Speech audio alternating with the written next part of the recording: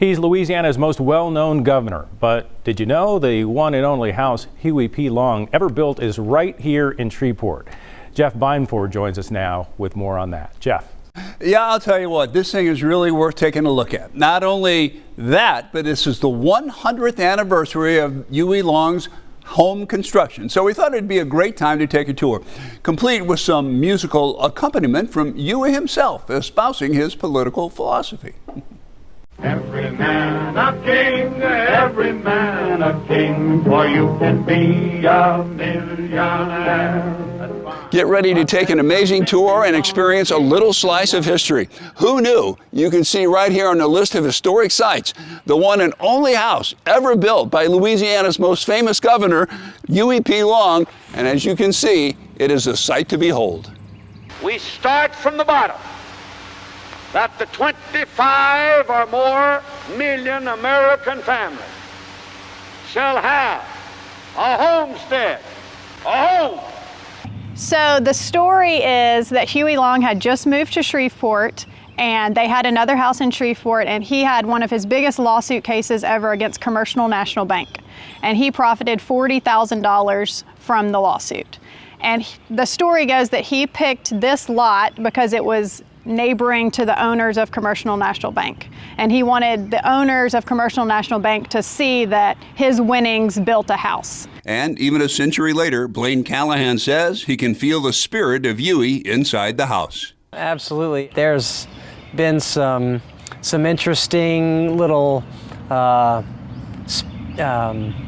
of sixth sense things that have happened, but just to know that kind of walking in those hallways and knowing that, you know, Huey was doing the same thing I was doing, eating at this table, and it's been really neat.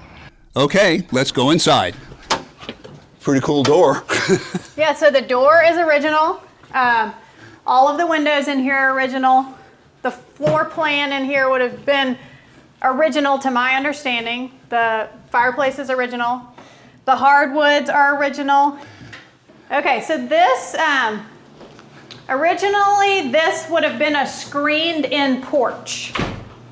So at some point, there's only been about 4 different owners in this home, but I believe the second owners made this into a sunroom. This is a neat thing that because this was a screened-in porch, this technically was an exterior wall. So just, you know, you can appreciate how thick the walls of this house really are.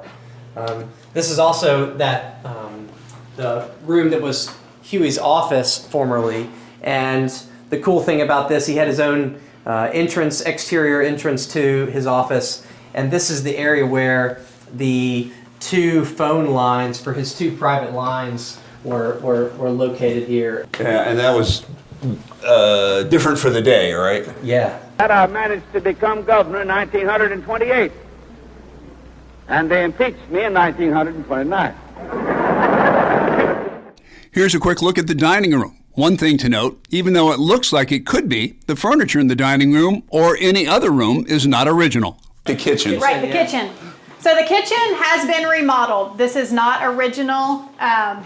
It was done with a lot of care. We were not the people that remodeled the kitchen, but I think they did a beautiful job in maintaining the time of the home. This right here would have been for a ironing board, but now it's a spice cabinet. That's cool. So this is what, like a pantry? This is a butler's pantry, Okay. that goes outside. Now let's go upstairs, where there's been a little bit of tweaking. There were originally 4 bedrooms. There's now 3, with 2 sleeping porches, a small study, and 2 bathrooms. Of note, in the bottom of this closet, and what was Huey's bedroom, was what used to be a safe, and it is mentioned in the National Historic Registry.